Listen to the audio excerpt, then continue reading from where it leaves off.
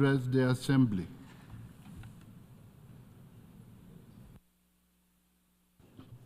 Monsieur le Secrétaire général, Monsieur le Président Yang, distingués chefs d'État et de gouvernement, Mesdames et Messieurs les délégués, je me tiens devant vous aujourd'hui au nom de Son Excellence le Général de corps d'armée Mamadi Doumbouya, Président de la République de Guinée, avec l'honneur et la responsabilité de représenter une nation engagée dans une refondation historique. Nous sommes ici pour affirmer notre détermination à redéfinir notre avenir, un avenir fondé sur la paix, la justice et la dignité pour tous. Aujourd'hui, 28 septembre 2024, 3 dates, 3 événements, 3 moments qui incarnent l'esprit de résilience et de liberté de notre peuple. Le 28 septembre 1958, le peuple de Guinée a choisi de voter massivement pour le non au référendum proposé par le général de Gaulle en optant ainsi pour l'indépendance immédiate. Le 28 septembre 2009, ce même peuple a réclamé, au prix d'un lourd tribut, sa pleine jouissance de la liberté, de la démocratie et de la dignité. Le 28 septembre 2024, en ce jour symbolique pour la nation guinéenne, nous nous tenons devant cette auguste assemblée pour renouveler notre engagement en toute liberté envers ces dynamiques pour forger un avenir fondé sur la paix, la justice et la dignité. En cette heure de grande turbulence mondiale, marquée par des conflits, des inégalités grandissantes et une crise climatique qui menace l'existence de l'humanité, il est impératif que nous soyons audacieux dans nos actions et unis dans notre vision. C'est avec cette conviction que je m'adresse à vous. Aujourd'hui, la République de Guinée est engagée dans un ambitieux processus de profonde refondation de l'État, sous l'impulsion du Comité national du Rassemblement pour le développement, CNRD, et du Président de la République, Son Excellence le Général de corps d'armée Mamadi Doumbouya. Nous avons choisi de tourner la page de l'instabilité pour écrire une nouvelle histoire, celle d'une nation résiliente qui se réinvente pour offrir à son peuple une vie digne, libre et prospère. La Guinée aspire à devenir un modèle de résilience et de renouveau en Afrique, prouvant que même face à l'adversité, une transformation positive est possible. L'exemple le plus éloquent de notre engagement envers la justice et la lutte contre l'impunité est le procès historique des événements tragiques du 28 septembre 2009. Dans cette dynamique de refondation, Son Excellence le Général de corps d'armée Mamadi Doumbouya a tracé une vision claire et ambitieuse pour guider la Guinée vers un avenir prospère axé sur 3 piliers fondamentaux, le social, l'économique et le politique. Simandou 2040 est né du projet minier qui fait que la Guinée est aujourd'hui en train de construire 670 km de voies ferrées multi-usages, un port minéralier pour l'exploitation des mines de fer du Simandou. Ce projet 2040 incarne bien plus qu'un simple projet minier. C'est un modèle de transformation globale pour la Guinée qui ambitionne de bâtir autour de ce projet un véritable programme sociétal et environnemental où l'homme et son environnement coexistent en harmonie. Contrairement à d'autres situations dans d'autres pays qui ont été victimes de la malédiction des ressources naturelles, nous tentons de refuser de suivre cette voie. Nous avons su tirer les leçons du passé et nous nous engageons à faire de Simandou un levier de prospérité partagée, de stabilité et de croissance durable. Mesdames et Messieurs, dans ce processus de refondation, nous puisons notre inspiration dans l'histoire riche et diversifiée de notre pays, une histoire marquée par des valeurs ancestrales de justice, de solidarité et de respect de la dignité humaine. Je rappelle que l'essentiel des empires qui ont existé en Afrique de l'Ouest ont eu leur base dans notre pays, qu'est la République de Guinée actuellement.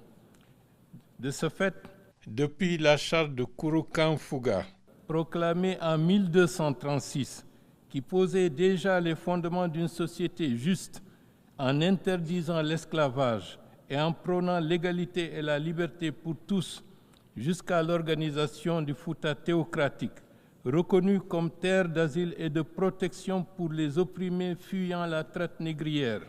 La Guinée a toujours été un bastion des valeurs humanistes et de gouvernance équitable. Ces traditions se retrouvent dans les structures sociales de l'ensemble des régions du pays, que ce soit au niveau de la Basse-Guinée et de la Guinée forestière, où la gestion collective des ressources et la résolution pacifique des conflits étaient au cœur de la vie communautaire. Ceci nous rappelle que notre identité nationale est ancrée dans une quête effrénée de justice, d'empathie, de paix et de solidarité. Aujourd'hui, alors que nous construisons l'avenir de notre nation, nous réaffirmons ces valeurs dans le projet de constitution que nous sommes en train de proposer au peuple de Guinée. Nous voulons bâtir un État moderne qui intègre ces principes intemporels, un État où chaque citoyen, quelles que soient ses origines, sa culture ou sa foi, trouve sa place dans un tissu social harmonieux et solidaire. Mesdames et messieurs, le chemin vers la refondation ne peut être parcouru seul. Nous appelons à un soutien international, sincère et renforcé, fondé sur le respect mutuel, l'écoute et l'accompagnement dans la poursuite de nos objectifs communs. La Guinée ne sollicite pas la compassion, mais elle propose un partenariat, une alliance active et dynamique pour construire ensemble un monde en devenir.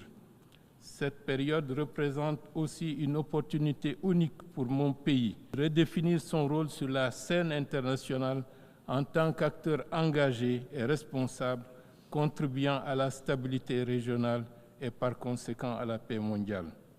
Nous avons participé activement aux efforts de maintien de la paix sous l'égide des Nations Unies et nous continuerons à le faire, convaincus que la paix est la condition première du développement et de justice. D'où notre prédisposition à fournir près de 650 policiers et gendarmes pour la stabilisation d'Haïti, la martyre. Cependant, la paix ne peut être atteinte qu'à travers une coopération renforcée et une réforme significative des institutions multilatérales. C'est pourquoi nous devons également repenser notre approche pour résoudre les conflits persistants dans la région du Sahel. Il est temps de dépasser les réponses exclusivement militaires et meurtrières et de promouvoir une stratégie intégrée qui combine le développement économique, le renforcement des institutions, une coopération régionale renforcée.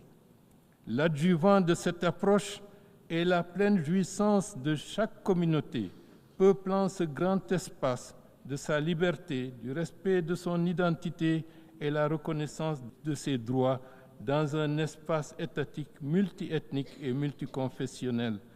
C'est cela qui va rassurer et assurer la cohésion nationale et le bon vivre ensemble. Le Conseil de sécurité des Nations Unies doit aujourd'hui refléter véritablement la diversité et les aspirations du monde d'aujourd'hui. Nous soutenons fermement le consensus des Ulvini et nous appelons à une représentation plus équitable et plus démocratique au sein des instances décisionnelles.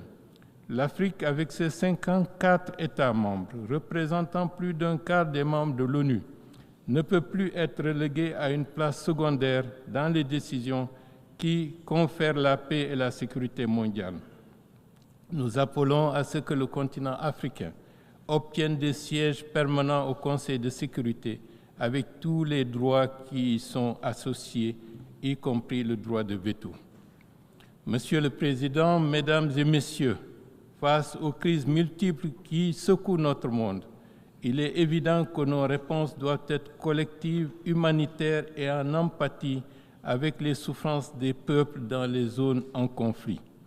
Partout, des populations souffrent des ravages de la guerre, des familles séparées, des communautés déplacées, des vies perdues et des infrastructures vitales détruites, que ce soit dans le conflit russo-ukrainien, en Europe, au Moyen-Orient, le conflit entre Israël et la Palestine, en Afrique, particulièrement au Soudan, ou dans d'autres régions du monde, les souffrances des peuples sont immenses et ne connaissent ni frontières ni nationalité.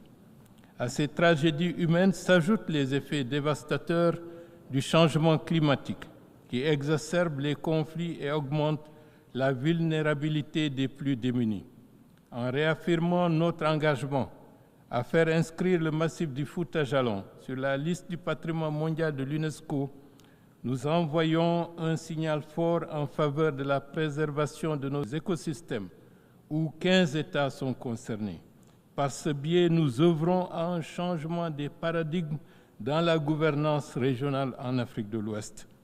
L'avenir de nos nations repose sur notre capacité à investir également dans notre jeunesse, car elle représente la plus grande richesse de nos pays.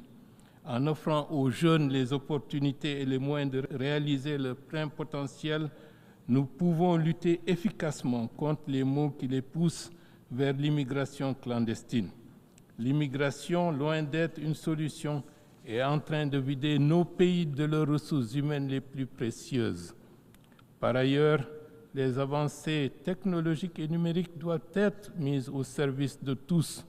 Nous plaidons alors pour un accès universel aux innovations technologiques, tout en veillant à ce que l'éthique demeure au cœur de leur utilisation.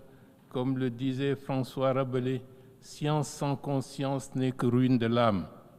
Excellences, Monsieur le Président, Mesdames et Messieurs, aujourd'hui nous appelons les nations à se rassembler autour d'une vision commune, celle d'un monde qui place l'humain au centre de toutes ses préoccupations. Ensemble, nous pouvons surmonter les défis les plus ardus, éteindre les foyers de tensions et embrasser une paix durable. Le monde nous attend. Les Nations Unies, nées pour promouvoir la paix et la sécurité mondiale, doivent agir pendant qu'il est encore temps pour faire taire les armes et les bombardements. La Guinée, quant à elle, nation souveraine et déterminée à forger son propre destin, se tient fermement sur la scène internationale avec une vision claire et indépendante. Il y a un an, depuis cette même tribune, notre chef de l'État, le général Mamadi Doumbouya, a clairement exprimé notre engagement en faveur des intérêts de l'Afrique en toute souveraineté, sans se laisser influencer par des intérêts contradictoires qui sont extérieurs au continent. Aujourd'hui encore, cette orientation guide notre action, privilégiant avant tout le développement et la prospérité de notre continent. Tel est le vœu de son Excellence, le général de corps d'armée Mamadi Doumbouya et du peuple de Guinée, que nos actions d'aujourd'hui façonnent un avenir de paix et de lumière pour toutes et tous. Vive la paix, ensemble pour un monde meilleur. Je vous remercie.